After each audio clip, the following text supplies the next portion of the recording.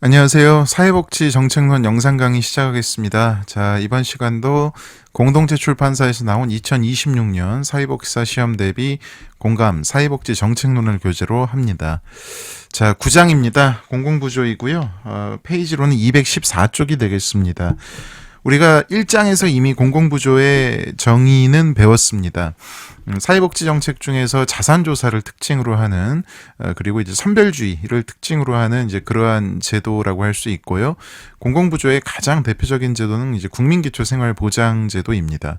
그리고 국민기초생활보장법에 근거를 두고 있습니다만은 이제 그 자활사업과 의료급여 제도 같은 경우는 따로 이제 별도로 좀 더 공부를 하고요. 그 다음에 이제 긴급복지지원제도, 기초연금제도, 장애인연금제도 이러한 순서로 핵심을 살펴보도록 하겠습니다. 자, 먼저 국민기초생활보장제도입니다. 일단 들어가기에 앞서서 214쪽을 한번 펴보시면 7년간 출제분포가 나와 있습니다. 매년 두세 문제 정도는 나왔다고 볼 수 있는데 예외적으로 2025년 23회 시험 때는 출제가 되지 않았습니다. 그리고 7년간 출제 영역을 보시면 이제 공공부조 이 장에서는 압도적으로 국민기초생활보장제도가 가장 많이 나왔고요. 그 다음에 이제 나머지 공공부조가 돌아가면서 이제 나왔다고 할 수가 있겠습니다. 공공부조 역시 그 우리 사회복지법제론에 이른바 이제 공공부조법이라고 해서 매년 한 3문제에서 4문제 정도 돌아가면서 나오는데 내용이 겹치기 때문에 공공부조 잘 공부해 두시면 사회복지법제론과 정책론에서 도합 한 최소 대여섯 문제 정도는 득점하실 수 있다. 그래서 굉장히 중요하다라고 말씀을 드립니다. 더군다나 국민기초생활보장제도의 그 자활사업 같은 경우는 지역사회복지론, 특히 이제 이 자활사업의 주체라고 할 수 있는 지역자활센터가 이 지역사회복지론에서 이제 다루는 지역사회복지 추진 체계 중에 하나잖아요. 그래서 그런 점에서도 또 잘 공부를 해 두시면 좋겠습니다. 자, 216쪽의 용어의 정의를 보겠습니다. 여러 가지가 나옵니다. 이건 다 이제 국민기초생활보장법에 나와 있는 내용이기도 하죠. 그래서 수급권자하고 수급자의 차이를 알아두셔야 되겠다. 수급권자란 국민기초생활보장법에 따른 급여를 받을 수 있는 자격을 가진 사람이고 수급자란 실제로 급여를 받는 사람이다. 이런 차이를 알아두시고요. 그 다음에 기준중위소득의 정의가 나와 있습니다. 기준중위소득이라는 것은 사실 국민기초생활보장제도뿐만이 아니고 우리나라의 다른 사회복지 정책에서도 선정기준을 정하기 위해서 활용하는 중요한 개념이 됩니다. 기준중위소득이란 보건복지부 장관이 급여의 기준 등에 활용하기 위하여 중앙생활보장위원회의 심의 의결을 거쳐 고시하는 국민가구소득의 중위값이다. 그래서 여러분들 이 개인소득이 아니고 가구소득이다. 그 다음에 평균값이 아니고 중위값이다. 이런 거 구별을 해서 기억을 해주시고요. 그 다음에 또 기준중위소득은 통계청이 공표하는 통계자료의 가구 경상소득이라는 용어 잘 기억해 두시고요.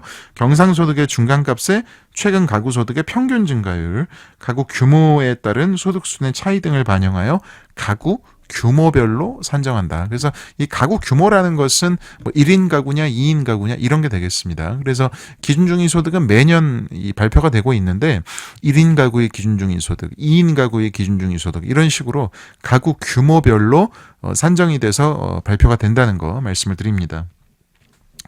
자, 그리고 이제 216쪽의 밑에 보시면은 그 국민기초생활보장제도의 기본 원칙들이 나와 있는데요. 우리 그 보건복지부의 그 사업 안내를 보시면 이제 이 급여의 기본 원칙들이 이렇게 쭉 나와 있습니다. 그 중에서 기본은 최저생활보장의 원칙입니다. 생활이 어려운 사람에게 필요한 급여를 지급하여 최저생활을 보장한다. 생존권 보장의 원칙이라고도 합니다. 두 번째는 보충급여의 원칙인데요. 생계를 위하여 수급자의 능력을 우선 활용하고 그래도 수급자가 최저생활을 유지할 수 없을 때 국가가 그 부족한 부분을 보충하는 원칙이다. 이렇게 말씀드릴 수가 있겠습니다. 그래서 특히 이 생계급여 같은 경우에 보충급여 원칙에 바탕을 두어서 그 급여액이 산정이 된다. 즉 선정 기준액과 그 다음에 가구의 실제 소득 인정액의 차액만큼만 보충적으로 이제 급여할 수 있도록 생계급여액이 산정이 된다는 거 말씀을 드립니다. 자, 세 번째는 자립지원의 원칙이고요. 그래서 근로능력이 있는 생계급여 수급자가 근로활동을 하지 않으면 자활사업 참여를 조건으로 하여 생계급여를 지급한다는 것이죠. 이런 조건이 붙는 사람을 조건부 수급자라고도 합니다.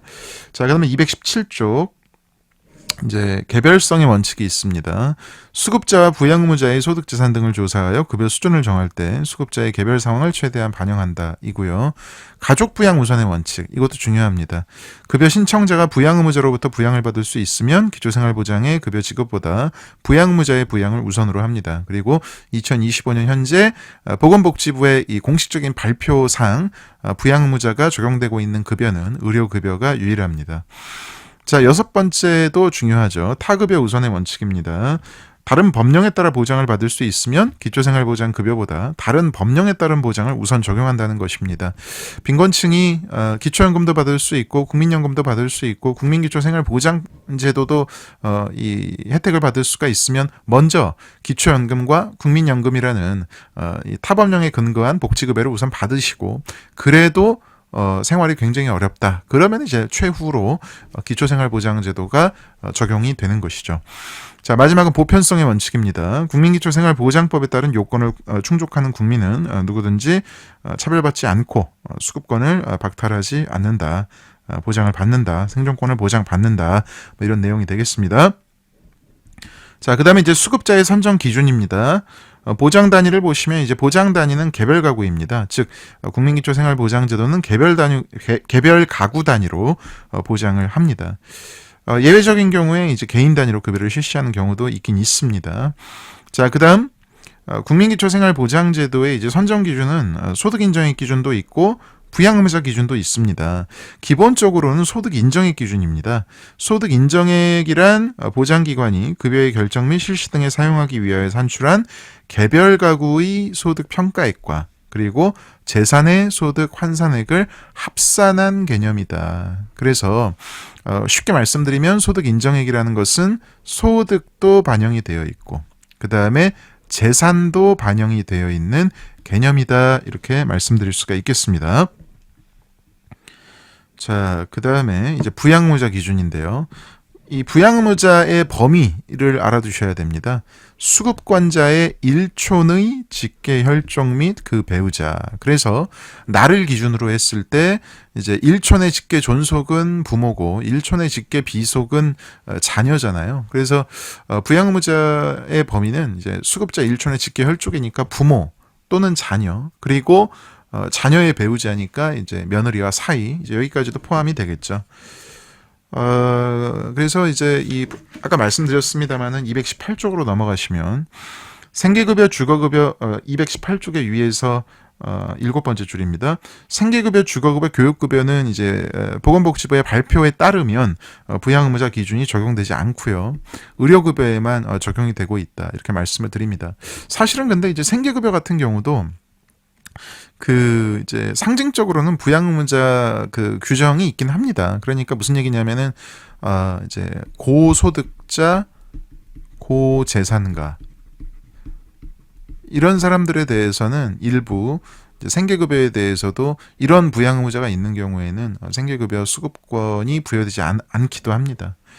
자, 그런데 이제 공식적으로는 어쨌든 의료급여에만 현재 부양의무자 기준이 남아있다. 이렇게 말씀을 드리고요. 자, 그 다음에 218쪽에 이제 급여의 종류별 선정 기준과 내용이 나와 있습니다. 법령상 급여의 종류와 급여별 선정 기준을 보시면요.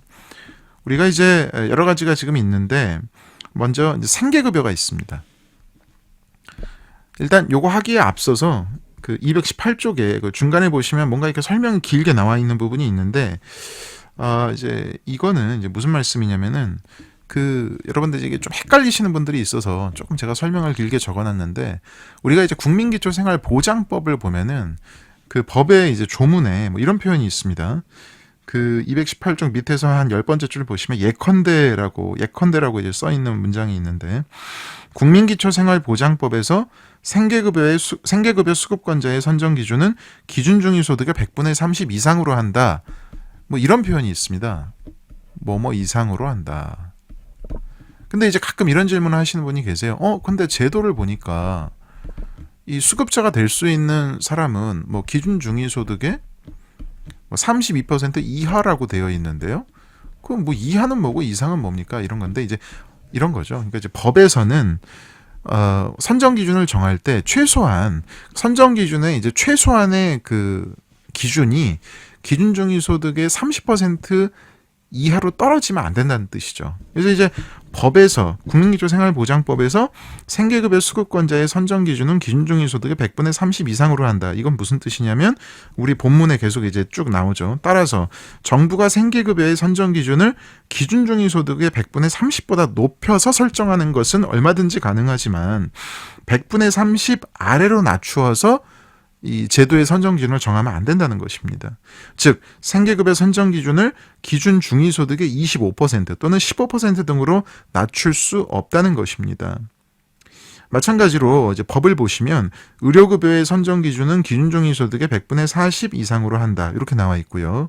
교육급여 선정 기준은 기준 중위소득의 100분의 50 이상으로 한다. 이렇게 나와 있고, 그리고 주거급여는 법이 또 별도로 있거든요. 주거급여법을 보시면 주거급여의 선정 기준은 기준 중위소득의 100분의 43 이상으로 한다. 이렇게 나와 있습니다. 그러니까 법에서 뭐뭐 이상이라는 것은 정부를 대상으로 이제 그 규정을 하는 거죠. 그러니까 정부가 이 선정 기준을 정할 때 최소한 이 정도 수준 이상으로는 정해라. 이렇게 이제 규정을 하는 것이고, 그리고 이제 제도에서 뭐 생계급여의 선정 기준은 기준 중위소득 이 100분의 32 이하인 사람을 대상으로 한다. 이때 이하라는 것은 실제로 누가 수급자가 될 거냐, 즉 대상자를 정할 때 이제 이렇게 표현을 하는 것이죠. 그래서 이거 혼동하지 마시라라고 218쪽에 굉장히 길게 예를 들어서 설명을 해놨으니까요. 요거 꼼꼼하게 좀 읽어봐 주시면 감사하겠습니다. 요거 관련된 질문이 매년 우리 그 공감 네이버 카페에 질문이 올라와서 아예 제가 이렇게 설명을 길게 달아놨습니다. 자, 그리고 이제 218쪽 그 밑에 보시면 이제 생계급여가 나옵니다. 예. 우리가 이제 국민기초생활보장법에 따르면 이 급여의 종류가 7개가 규정되어 있는데 그 중에 이제 첫 번째로 생계급여를 봅니다. 지금 이제 정책론 시험에서 이제 왕왕 나오는 것이 그 실제 각 급여별 선정 기준이 기준 중위소득의 몇 %냐, 요거 이제 수치를 구체적으로 물어보는 문제가 가끔 가다가 나옵니다. 그래서 이제 한동안 이제 생계급여의 그 선정 기준이 기준 중위소득의 30%였거든요. 그런데 몇 년 전부터 기준 중위소득의 32%로 이제 인상이 되었습니다. 그래서 2025년 기준으로 생계급여의 선정 기준은 소득 인정액이 기준 중위소득의 32% 이하인 가구로 설정이 되어 있습니다. 그 다음에 이제 219쪽으로 넘어갑니다. 생계급여는 기본적으로는 이제 현금급여가 되겠습니다. 그래서 제가 앞에서도 살짝 말씀을 드렸습니다만은 이게 이제 보충급여의 방식, 보충급여 원리로 그 생계급여액이 정해져요. 그래서 생계급여액이 정해지는 원리는 그 219쪽 회색 박스에다 제가 써놨죠. 생계급여액은 생계급여의 최저보장 수준, 최저보장 수준은 선정 기준하고 똑같은 뜻입니다. 그래서 생계급여의 선정 기준에서 그 해당 가구의 실제 소득 인정액을 뺀 차액, 그 차액만큼이 생계급여액으로 산정이 됩니다. 그 다음에 이제 그 생계급여 수급자 중에서 조건부 수급자가 있어요. 제가 219쪽 밑에서 네 번째 줄에 써놨는데요. 생계급여를 받으시는 분들 중에서 근로능력이 있다고 이제 그 시군구청으로부터 판정을 받으시면 반드시 자활사업에 참여하셔야 되는 일종의 이제 노동 조건이 부과가 됩니다. 그래서 이 조건이 붙은 수급자라고 해서 이제 붙을 붙자를 써서 조건부 수급자라고 이러한 분들을 부르죠. 그래서 이 조건부 수급자께서 자활사업에 참여하지 않는다. 이를테면 지역자활센터에 무단으로 결근을 한다. 이래버리면 본인의 그 해당하는 생계급여 분이 소위 이제 지급이 중지될 수도 있기 때문에 이 부분 유의하셔야 되겠습니다. 자, 그 다음에 이제 220쪽으로 넘어가면요. 의료급여가 나옵니다. 의료급여 같은 경우는 현재 기준 중위소득의 40%, 로 이제 선정 기준이 정해져 있기 때문에 가구의 소득 인정액이 기준 중위소득의 40%보다 이제 못 미치시는 분들은 의료급여 수급자가 되실 수 있고요. 주거급여 같은 경우는 선정 기준이 상당히 이제 최근 몇 년 동안 계속 1% 포인트씩 인상이 되어 왔습니다. 그래서 2025년 현재는 선정 기준이 기준 중위소득의 48% 이하인 가구로 설정되어 있고요. 교육급여는 기준 중위소득의 50%로 선정 기준이 결정되어 있습니다. 그리고 220쪽과 221쪽에 걸쳐서 나머지 급여인 해산급여, 장제급여, 자활급여가 있는데, 해산급여하고 장제급여는 이제 이 정기적으로 지급되는 급여가 아니고 일시금에 해당합니다. 그래서 수급자가 아이를 출산했을 때에는 해산급여가 지급이 되고, 수급자가 사망했을 때에는 장례 치르시는데 이제 쓰시라고 장제급여가 일시로 지급이 됩니다. 자활급여는 대표적으로 조건부 수급자가 지역자활센터에 나가서 자활사업에 참여했을 때 그 노동의 대가로 지급되는 급여, 요게 이제 대표적인 자활급여가 되겠습니다. 자, 그리고 이제 221쪽 밑에 보시면은 급여의 신청, 조사, 결정, 실시라고 해서 국민기초생활보장제도의 급여 신청은 기본적으로는 신청주의를 바탕으로 하고, 그리고 직권주의가 병행되고 있습니다. 그래서 이 신청주의와 직권주의 같은 경우는 이제 사회복지법제론에서 이제 이른바 사회보장기본법, 그리고 사회보장급여법 이런 데에도 이제 언급이 되고 있기 때문에 법제론에서 또 한 번 반복이 됩니다. 자, 222쪽으로 넘어가겠습니다. 전달체계인데요. 우리가 이제 사회보험 같은 경우는 전달체계가 주로 이제 사회보험을 담당하는 그 공단이 나오죠. 그런데 이제 이 국민기초생활보장제도 같은 경우는 이제 국가와 지방자치단체의 책임으로 하기 때문에 이제 크게 보면 이제 보장기관이라고 부릅니다. 그래서 이 보장기관이라는 것은 국민기초생활보장법에 따른 급여를 실시하는 국가 또는 지방자치단체를 말합니다. 그래서 뭐 보건복지부, 시도, 시군구가 모두 보장기관에 해당이 되는 것이죠. 그리고 이제 이 보건복지부와 시도, 시군구청에는 생활보장위원회가 이제 설치가 됩니다. 그래서 특히 보건복지부에 설치되는 이 생활보장위원회를 우리는 중앙생활보장위원회라고 합니다. 이 중앙생활보장위원회는 뭐 기준중위소득을 결정한다든지 아니면은 급여 종류별 수급자 선정 기준을 정한다든지 이러한 중요한 기능을 합니다. 자세한 것은 법제론에서 또 한 번 공부를 하게 됩니다. 자, 222쪽 밑에 보시면 이제 보장 시설이 있는데요. 여러분들 그 보장 기관하고 보장 시설을 헷갈리시면 안 됩니다. 그래서 보장 기관은 이제 국가와 지방자치단체를 얘기를 하는 것이고, 보장 시설은 사회복지 시설 생각하시면 됩니다. 그래서 보장 시설이란 국민기초생활보장법에 따른 급여를 실시하는 사회복지 시설이다, 이렇게 이해하시면 되겠습니다. 자, 국기초의 마지막은 재원입니다. 이건 공공부조죠. 공공부조의 재원은 기본적으로 세금입니다. 그래서 국가와 시도와 시군구가 국민기초생활보장제도의 보장 비용을 분담한다. 꼭 알아두시기 바랍니다. 그래서 국비도 들어가고, 그다음에 이제 지방세를 바탕으로 한 재원도 같이 결합이 된다. 그래서 우리가 5장에서 그 소위 범주적 보조금 배우실 때, 그 범주적 보조금이 투입되는 사업은 이른바 이제 그 지방과 국가가 매칭 펀드 방식으로 그 비용을 분담한다, 이런 내용 배우셨는데요. 그래서 이 국민기초생활보장제도가 이른바 범주적 보조금이 들어가는 거죠. 우리나라에서는 이 범주적 보조금을 국고보조금이라고 부른다고 말씀을 드렸었죠. 그래서 국민기초생활보장제도는 대표적인 국고보조 사업입니다. 이러한 국고보조 사업에는 국고도 투여가 되지만 시도 그리고 시군구의 그 소위 이제 재원도 함께 매칭 펀드식으로 같이 들어가는 그러한 제도다, 이렇게 말씀을 드릴 수가 있겠습니다. 자, 그다음 이제 자활 사업입니다. 224쪽부터 나오고요. 자활 사업의 대상자는 의무 참여자도 있고 이제 희망 참여자도 있습니다. 자활 사업의 이제 의무 참여자 는 조건부 수급자가 되겠습니다. 그래서 앞에서 말씀드렸듯이 국민기초생활보장제도의 생계급여 수급자 중에서 근로능력이 있다고 판정되신 분들은 반드시 자활사업에 참여를 하셔야만 생계급여를 받으실 수가 있습니다. 근데 이제 조건부 수급자 말고 그냥 국민기초생활보장제도의 일반 수급자 또는 이 국민기초생활보장제도의 급여를 받지 않지만 빈곤하신 분들을 우리는 차상위자라고 부르거든요. 그래서 일반 수급자나 차상위자도 희망하시면 시군구청장의 판단에 따라서 자활사업 참여가 가능하다라는 거 말씀을 드립니다. 자활사업은 여러 가지 내용으로 구성이 되는데요. 이제 크게 보면은 자활근로사업이 있고 자활기업 지원 사업이 또 있고요. 그 다음에 자산형성 지원 사업이 있고, 그 다음에 이제 2025년부터 신설된 자활성공 지원금도 있습니다. 자활성공 지원금은 신설되었기 때문에 아직 시험에 출제가 안 돼서 그렇게 이렇게 깊이 보실 필요는 없을 것 같고요. 일단 자활근로사업, 그다음에 자활기업 지원 사업, 자산형성 지원 사업, 요거를 이제 눈여겨 보셔야죠. 자, 말씀드렸지만 이제 조건부 수급자가 보통 이제 참여하시는 그 많은 사업이 자활근로 사업입니다. 그래서 224쪽의 중간에 보시면 보장기관은 자활에 필요한 근로능력의 향상 및 기능습득 지원과 근로기회 제공을 위해서 수급자에게 공익성이 높은 사업이나 지역주민 복지 향상을 위하여 필요한 사업 등 유급으로 근로할 수 있는 기회를 제공하게 되고 이것을 우리는 자활근로 사업이라고 합니다. 그래서 이 자활근로 사업의 아이템은 굉장히 다양해요. 제가 예로 써놨습니다만은 뭐 간병, 집수리, 청소, 자원재활용, 돌봄, 정부 양곡 배송 이거 말고도 뭐 도시락도 만드시고 뭐 비누도 만드시고 굉장히 여러 가지가 있습니다.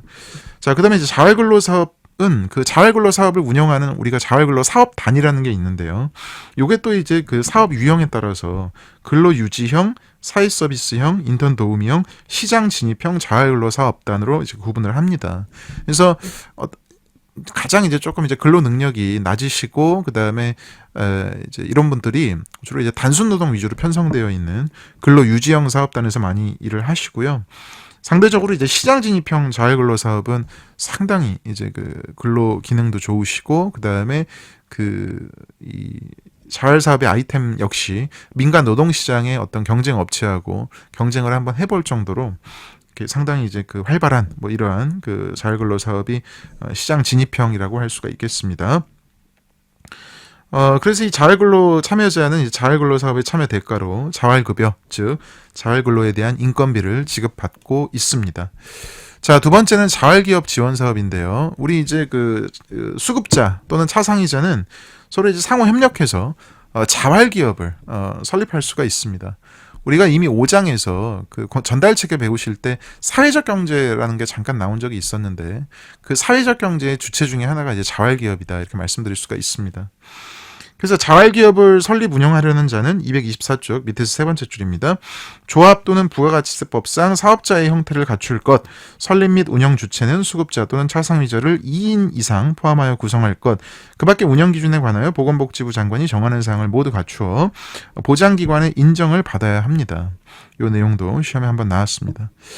자, 그래서 이제 이 자활기업을 어떻게 지원할 수 있느냐? 보장기관은 자활기업에게 직접 또는 여러 기관을 통해서 자활을 위한 사업자금을 융자할 수도 있고 국유지와 공유지를 우선 임대할 수도 있고 국가나 지방자치단체가 실시하는 사업을 우선 위탁할 수도 있고 또 자활기업 운영에 필요한 경영, 세무 등의 교육 및 컨설팅을 지원할 수도 있는 등 여러 가지 그런 지원을 자활기업이 할 수 있는 것입니다. 그래서 이런 것들을 통틀어서 자활기업 지원 사업이라고 하고요.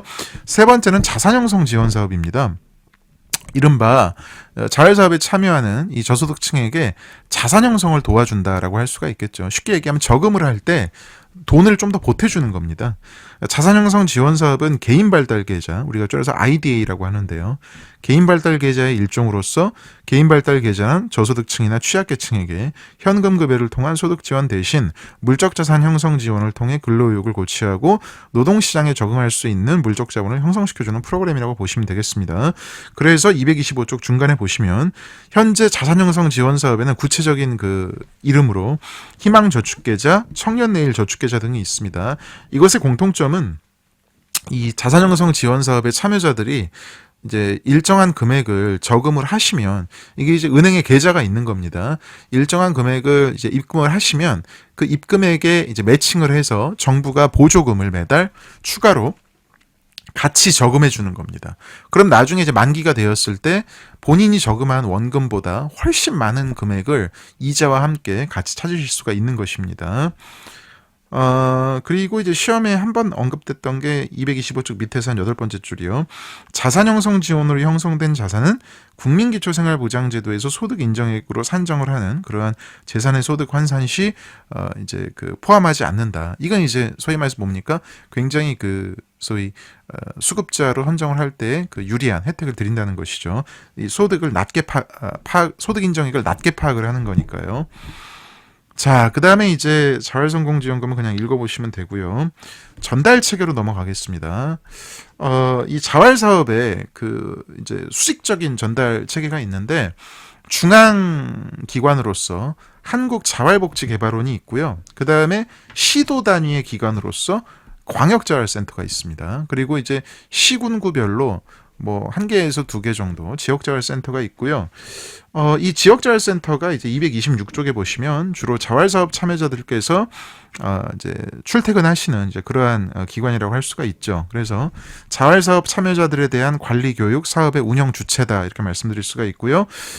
그 다음에 이제 이 자활기관 협의체라고 해서 역시 국민기초생활보장법의 법적 근거가 있는데 시군구청장이 자활지원사업의 효율적 추진을 위해서 지역자활센터, 직업안정기관, 사회복지시설장 등과 상시적으로 구축하는 협의체계다 이렇게 말씀드릴 수가 있습니다. 그리고 자활사업의 재원으로서는 자활기금이 활용된다는 거 말씀을 드립니다. 자, 그 다음 이제 의료급여 제도로 넘어가겠습니다. 사실은 의료급여라는 것은 국민기초생활보장법상 이제 급여의 한 종류입니다. 그런데 의료급여는 또 의료급여법이라고 해서 따로 이제 법이 마련되어 있습니다. 그래서 의료급여는 비단 기초수급자 말고도 다른 분들도 이제 혜택을 받으실 수가 있습니다. 그래서 이제 우리나라의 의료보장은 크게 대부분의 국민이 건강보험으로 이제 혜택을 받으시고 그 다음에 이제 일부 국민이 의료급여의 혜택을 받으신다. 이렇게 말씀드릴 수가 있습니다. 그래서 지원 대상은 이제 대부분이 이 국민기초생활보장법에 따른 수급자가 되시고요. 그 다음에 이제 일부 타법에 의한 수급자가 있습니다. 자, 그 다음에 이제 그 의료급여의 지원 유형을 보시면요. 1종 수급권자와 2종 수급권자가 있습니다. 1종이 2종보다는 혜택이 조금 더 좋아요. 본인 부담 정도가 낮은 것이죠. 1종은 누가 되시냐? 간단히 말씀드리면 이 근로 무능력자로만 구성된 세대이라면 보통 1종으로 선정이 되십니다. 특히 이제 국민기초생활보장제도의 의료급여 수급자 중에서 근로 무능력자로만 구성된 세대의 경우에는 구성원들이 의료급여 1종 혜택을 받으실 수가 있습니다. 국민기초생활보장법상 근로 무능력자가 누구냐라고 했을 때에는 이제 18세 미만, 즉 18세는 포함이 안 되는 겁니다. 미만이니까. 그 다음에 이제 65세 이상, 우리가 이제 노인이라고 부르는 인구죠. 그 다음에 중증 장애인, 그 다음에 임산부, 병역 의무 이행 중인 사람, 20세 미만의 중고교 재학생 등이 있겠습니다. 자, 그 다음에 이제 타법 적용자들도 뭐 타법 적용자라는 것은 뭐 이를테면 뭐 의상자, 의사자의 유족, 18세 미만 입양 아동, 국가유공자, 국가무형유산의 보유자, 북한 이탈 주민, 5.18 민주화운동 관련자 이런 분들 중에서 이제 근로무능력자로만 구성되어 계시다고 한다면 의료급여 일종의 혜택을 받으실 수가 있고요. 근데 이제 예외적으로 타법 적용자 중에서 이재민과 노숙인은 근로 능력이 있든 없든 의료급여 1종으로 혜택을 드리고 있습니다. 자, 그리고 의료급여 수급자 중에서 1종이 아니면 2종이 됩니다. 그러니까 이제 2종이라는 것은 이제 보통 가구 중에서 한 명 이상의 가구원이 근로 능력이 있다. 그럼 보통 이제 2종으로 혜택을 받게 되십니다. 자, 228쪽으로 넘어갑니다. 의료급여의 내용을 보시면요. 건강보험의 요양급여와 유사합니다. 진찰검사, 약제 치료재료의 지급, 처치 수술, 그 밖의 치료, 예방재활, 입원, 간호, 이송 등이 의료급여의 내용이 되겠습니다. 그리고 이제 의료기관 이용 시 의료급여 수급자의 본인 부담금은 1종과 2종이 약간 차이가 있는데 대체로 1종이 2종보다는 본인 부담의 정도는 낮다라는 것이 228쪽 표로 제시가 되어 있고요. 의료급여의 전달 체계를 보면요. 먼저 보장기관이 있습니다. 그래서 보장기관이라는 것은 앞서 국민기초생활보장제도에서 말씀드렸듯이 이제 시도 그리고 시군구로 이제 이렇게 설정이 되어 있고요. 그 다음에 이제 의료급여 심의위원회라는 게 있네요. 그죠? 예, 의료급여 심의위원회는 보건복지부에 중앙의료급여 심의위원회를 둔다. 이렇게 말씀드리고 있습니다. 자, 그리고 이제 의료급여를 실시하는 기관을 의료급여 기관이라고 하죠. 그래서 229쪽에 보시면, 의료법에 따른 의료기관, 우리가 일반적으로 이제 얘기하는 병원과 의원이죠. 그 다음에 지역보건법에 따라 설치된 보건소, 보건의료원, 보건지소, 그 다음에 보건진료소, 마지막으로 약국과 한국 희귀필수 의약품센터가 있습니다. 자, 그 다음에 이제 재원을 보시면요. 의료급여는 시도에 둔 의료급여 기금을 재원으로 하고 있다. 이렇게 말씀을 드리겠습니다. 자, 그 다음에 이제 230쪽으로 넘어가시면 긴급복지지원제도가 나와요. 이 긴급복지지원제도의 가장 큰 특징 중에 하나는 바로 선지원 후처리 원칙을 가지고 있다는 겁니다. 선지원 후처리라는 것은 다른 말로는 이제 선지원 후조사라고도 합니다. 그러니까 우리가 보통 공공부조라는 것은 먼저 자산조사를 하고 자산조사 결과 결정된 그 수급자에게 급여를 지급하는 것인데요. 말 그대로 이건 이제 위기가구에 대해서 긴급하게 지원을 할 그 필요성을 두고 있기 때문에 먼저 지원해 드린다는 겁니다. 그리고 나중에 자산조사를 해서 이제 뭔가 적정하지 않은 분들은 다시 그 지원을 환수한다든지 요렇게 이제 처리한다는 겁니다. 그래서 선지원 후처리라고는 이제 보건복지부 사업 안내에 써 있습니다. 자, 그다음 이제 단기 지원 원칙입니다. 그래서 긴급복지 지원은 길게 받으실 수는 없고요. 만약에 어려우신 분들이 길게 받고 싶다. 그럼 이제 국민기초생활보장제도를 신청하시는 게 옳은 경로가 되겠습니다.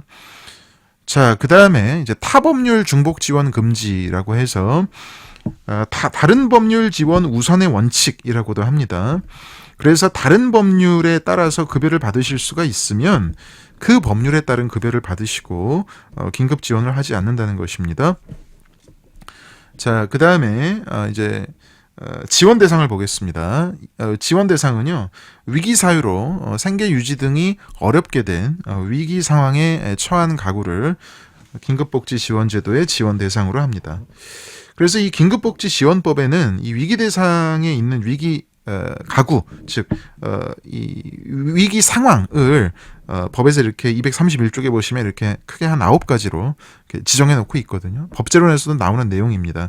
그래서 뭐 시간 관계상 다 읽을 수는 없고 231쪽에 맨 위에 보시면 대표적으로 주소득자가 사망, 가출, 행방불명, 구금시설에 수용되는 등의 사유로 소득을 상실한 경우 등 이러한 이제 사유로 생계 유지 등이 어렵게 된 위기 상황에 처한 가구는 이제 읍면동 행정복지센터에 가셔서 공무원에게 상담을 하시고 신청을 하시면 긴급복지 지원을 받으실 수가 있다라고 말씀을 드립니다. 이 긴급복지 지원 대상자와 관련한 그 신고 의무자가 또 법에 규정이 되어 있습니다. 231쪽에 밑에 나와 있으니까요. 한번 참고해 보시고요. 자, 232쪽에 급여로 넘어가겠습니다. 긴급지원의 종류 및 내용이 나와 있는데요. 이거는 이제 외워주셔야 됩니다. 그래서 긴급지원은 크게 이제 두 종류는 아닙니다. 첫 번째, 금전 및 현물 등의 직접 지원. 그 다음에 두 번째는 민간기관 단체와의 연계 등의 지원이 있죠. 그래서 정부가 지원해주는 이제 직접 지원의 경우에는 크게 지금 6가지가 있죠. 첫 번째 생계 지원, 두 번째 의료 지원, 세 번째 주거 지원, 네 번째 사회복지시설 이용 지원, 다섯 번째 교육 지원, 여섯 번째 그 밖의 지원이 있습니다. 자, 그 다음에 민간기관 단체와의 연계 등의 지원에는 이제 사회복지기관 단체와의 연계 지원, 예를 들어서 뭐 공동모금의 자원을 연계시켜 드린다든지 그런 거죠. 상담, 정보 제공을 할 수도 있고요. 그 밖의 지원이 또 규정되어 있습니다. 자, 긴급 지원은 이제 기간, 받으실 수 있는 기간이 정해져 있어요. 그래서 이 긴급 지원을 계속 받으실 수가 없어요. 우리가 앞에서 말씀드렸듯이 단기 지원 원칙이라고 말씀을 드렸잖아요. 그래서 일시적으로 신속하게 지원하는 것을 원칙으로 하기 때문에 지금 급여마다 이렇게 이 지원 받으실 수 있는 기간이 다 다르거든요. 근데 이제 요게 시험에는 아직은 거의 안 나와서 따로 뭐 길게 말씀은 드리지 않겠습니다만은 232쪽 밑에 이제 그 내용을 정리해 놨고 233쪽에는 그것을 이제 다시 표로 정리해 놨습니다. 하나만 말씀드리자면 대표적인 게 생계 지원이죠. 이게 현금 드리는 것인데 기본적으로 3개월 지원 받으실 수가 있고 만약에 위기 상황이 계속된다고 판단이 되면 시군구에서 개최하는 긴급지원심의위원회의 그 심의 결과에 따라서 최대 3개월을 더 연장해서 지원받으실 수가 있다. 어쨌든 긴급지원 중에서 생계지원은 최장 6개월을 넘길 수는 없다. 아시겠죠? 예. 자, 그 다음에 전달 체계입니다. 긴급지원기관이 있어요. 긴급지원기관은 긴급지원 대상자의 거주지를 관할하는 시장군수구청장으로 합니다.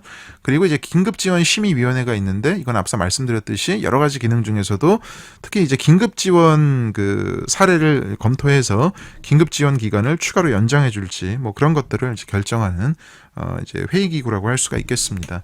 그리고 긴급복지지원제도의 재원은 국가와 지방자치단체가 그 비용을 분담한다라고 말씀을 드립니다. 자, 그리고 이제 기초연금제도로 넘어가겠습니다. 우리 교재 234쪽이 되겠습니다. 기초연금제도는 간단히 말씀드리면 이제 노인에 대한 공공부조인데 공공부조라고는 해도 굉장히 수급 대상이 굉장히 많습니다. 우리나라 노인의 이제 엄청난 인구가 기초연금을 받고 계시기 때문에 이제 일부 학자들은 뭐 이거 사회수당 아니냐 이렇게도 이제 말씀을 하시는데, 사실 이제 기초연금은 어쨌든 굉장히 그 보편적인 특성을 띠고 있다 할지라도 자산조사를 하거든요. 그래서 뭐 자산조사를 해서 어쨌든 수급자를 선별한다는 점에서는 공공부조의 성격이 강하다 이렇게 말씀드릴 수가 있습니다. 자, 기초연금 수급권자의 범위를 보면요. 기초연금은 65세 이상인 사람으로서, 이 숫자 당연히 외우셔야 되고요. 65세 이상. 요거 시험에 자주 나옵니다. 65세 이상인 사람으로서 소득 인정액이 100분의 70. 그러니까 다시요. 소득 인정액이 이제 선정 기준 이하인 사람. 그러니까 이제 이때 선정 기준이라는 것은 전체 노인의 70%에게 지급을 한다는 것이거든요. 그래서 기초연금은 65세 이상인 사람으로서 소득 인정액이 선정 기준액 이하인 사람에게 지급을 하는데, 이때 선정 기준액은 어떻게 정한다? 65세 이상인 사람 중 기초연금 수급자가 100분의 70 수준이 되도록 매년 정한다는 것입니다. 간단히 말씀드리면 우리나라 전체 노인 중에서 70%가 기초연금을 받으시게 되고, 나머지 30%는 못 받으시는데, 이 나머지 30%라는 것은 소위 소득과 재산을 합친 소득 인정액의 수준이 상위 30%에 속한다는 것이죠. 간단히 말씀드리면 상당히 부유한 어르신들께서는 기초연금을 못 받으시고, 하위 70%에 속하시는 어르신들은 기초연금을 받으신다. 그리고 이제 그 특수직영연금, 즉 군인연금, 공무원연금, 사립학교 교직원연금 등의 이 급여를 받으시는 어르신들도 기초연금 수급자에서 현재 제외가 되고 있습니다. 자, 그리고 234쪽 세 번째 줄에 보시면 기초연금의 수급 대상을 산정하기 위해서 소득 인정액을 산정할 때, 이 소득 인정액이란 본인과 배우자의 이 소득 평가액과 재산의 소득 환산액을 합산한 금액을 소득 인정액이라고 하는데, 이때 이제 조금 알아두셔야 될 것이 바로 국민기초생활보장제도에서는 소득 인정액을 정할 때 모든 가구원의 소득과 재산을 따지는데, 기초연금에서는 모든 가구원이 아니고 본인과 배우자의 소득과 재산만 따져서 소득 인정액을 산정한다는 거 말씀드립니다. 자, 그리고 기초연금 급여액인데요. 기초연금 급여액은 기준연금액과 국민연금 급여액 등을 고려하여 산정한다 이렇게 나와 있습니다. 이건 무슨 뜻이냐면, 자, 기준연금액이라는 것은 이제 이론상 매달 가장 많이 받을 수 있는 기초연금액을 말합니다. 즉 매월 가장 최대로 받을 수 있는 기초연금액, 즉 기초연금의 최대 금액을 우리는 기준연금액이라고 합니다. 이 기준연금액은 이제 매년 조금씩 인상이 되고 있는데요. 이 물가를 반영해서요. 이 기준연금액이 지금 2025년 기준으로는 대략 한 34만 원 내외가 되죠. 이 기준연금액을 일단 바탕으로 두고 국민연금 급여액을 고려한다는 것은 뭡니까? 그러니까 국민연금을 일정 기준 이상 많이 받으시는 어르신께서는 기초연금이 조금 삭감이 된다는 겁니다. 예. 그래서 이제 그런 내용 알아두시면 돼요. 구체적인 거는 이 234쪽 밑에 보시면 개인별 기초연금액 산정이라고 해서 이제 기초연금 수급권자 중 기준연금액을 다 받으시는 분들이 나와 있습니다. 대표적으로 국민연금을 안 받으시는 분, 우리가 이제 국민연금 무연금자라고 하는데요. 국민연금을 안 받으시는 분들은 일단 기초연금이 기준연금액으로 정해집니다. 그리고 국민연금을 좀 많이 받으시는 분, 구체적으로는 이제 국민연금을 기준연금액의 150%보다 더 많이 받으시는 분들, 예를 들어서 국민연금 급여액이 한 달에 한 50만 원 넘으신다. 그러면은 이제 그때부터 기초연금이 조금씩 깎인다는 겁니다. 예. 그 다음에 235쪽을 보시면 이제 감액 제도가 있는데요. 대표적으로 부부감액하고 소득 역전 방지 감액이 있는데, 이 중에서 부부감액이 20%가 들어간다는 것은 반드시 외우셔야 되겠습니다. 그래서 기초연금에서는 많이 나오는 숫자가 세 가지가 있는데 65, 70, 그 다음에 20, 각각 65세 이상, 그 다음에 전체 노인의 100분의 70, 그 다음에 부부감액은 20%가 들어간다. 이거 외우시기 바랍니다. 그다음에 이제 소득 역전 방지 감액이라는 것은 선정 기준 언저리에 있는 어르신들의 경우에 이 수급 노인과 비수급 노인 간의 소득 역전 현상을 방지하기 위해서 상당히 이제 그 소득 인정액이 선정 기준에 가까우신 어르신들은 그 기초연금을 받으셨을 때 그 기초연금을 받은 최후의 이 소득 인정액 수준이 선정 기준을 초과하지 않도록 급여가 약간 삭감된다는 것을 의미합니다. 자, 기초연금 제도의 전달 체계. 기본적으로 이제 기초연금 수급 희망자는 시장군수 구청장에게 지급을 신청한다. 이렇게 말씀을 드리고요. 그러면 자산조사를 통해서 수급이 이루어집니다. 자, 그다음에 재원입니다. 역시 세금을 재원으로 하고요. 이 기초연금도 대표적인 국고보조 사업입니다. 그래서 국가와 시도와 시군구가 각각 그 비용을 분담한다라고 말씀을 드립니다. 자, 공공부조의 마지막은 장애인연금 제도입니다. 장애인연금은 성인 중증 장애인을 대상으로 하는 공공부조라고 이해하시면 되겠습니다. 이게 이제 성인 중증 장애인의 100분의 70을 이제 대상으로 한다는 점에서는 기초연금하고 조금 이제 틀 자체는 좀 비슷한 측면이 있어요. 그런데 이제 인구학적 기준이 중증 장애인이라는 점에서 노인과 이제 차별이 있죠. 차별성이 있죠. 자, 236쪽 첫 번째 줄을 보겠습니다. 수급권자는 18세 이상의 중증 장애인을 대상으로 하고 본인과 배우자의 소득 인정액이 선정 기준에 이하인 사람으로 한다라고 말씀을 드립니다. 그래서 역시 소득 인정액의 그 산정 대상은 이제 본인과 배우자다 이렇게 말씀을 드릴 수가 있고요. 그 다음에 이제 보건복지부 장관은 선정 기준액을 정하는 경우에는 18세 이상 중증 장애인 중에서 수급자가 100분의 70 수준이 되도록 합니다. 그래서 18세 이상 중증 장애인 중에서 상당히 부유한 대상들은 역시 장애인연금 제도에서 제외가 됩니다. 근데 이제 장애인연금과 기초연금이 다른 게 기초연금은 그냥 딱 기초연금 하나로만 구성이 되어 있는데 장애인연금은 그 급여가 두 가지로 구성이 되어 있습니다. 첫 번째 기초급여, 두 번째 부가급여입니다. 그래서 기초급여라는 것은 근로능력의 상실 또는 현저한 감소로 인하여 줄어드는 소득을 보존해주기 위해서 지급하는 급여의 성격을 지니는 이러한 그 내용이 있고요. 그다음에 이제 부가급여라는 것은 장애인이기 때문에 이제 추가로 드는 비용이 있을 것입니다. 뭐 보조기기를 구입한다든지 기타 이동에 있어서 돈이 더 많이 들어간다든지 그래서 이런 비용을 보존해주기 위해서 지급하는 성격의 급여가 부가급여가 되겠습니다. 장애인연금이라는 것은 기초급여와 이제 부가급여를 합쳐서 이제 그 합산이 되겠죠.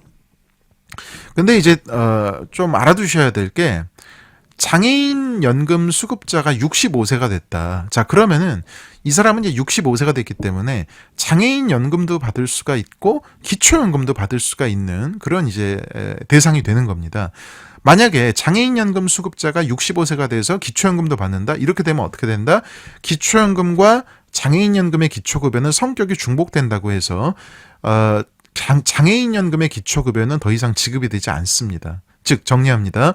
장애인연금과 기초연금의 동시수급자는 이 경우 장애인연금의 기초급여는 이제 지급이 중지되고 대신 기초연금이 지급된다.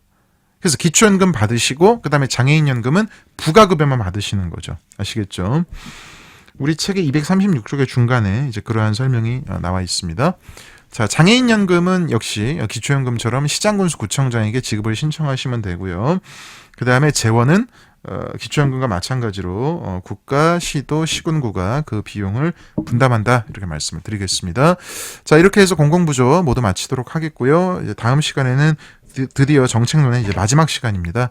빈곤과 불평등이고요. 빈곤과 불평등도 매년 한두 문제가 꾸준히 나오고 있기 때문에 잘 공부하실 필요가 있겠습니다. 자, 9장 공부하시느라 정말 수고 많으셨고요. 9장은 다시 한번 강조합니다만은 법제론의 내용과 대부분 중복이 되기 때문에 더욱 열심히 공부해 주시기 바라겠습니다. 마치겠습니다. 수고 많으셨습니다.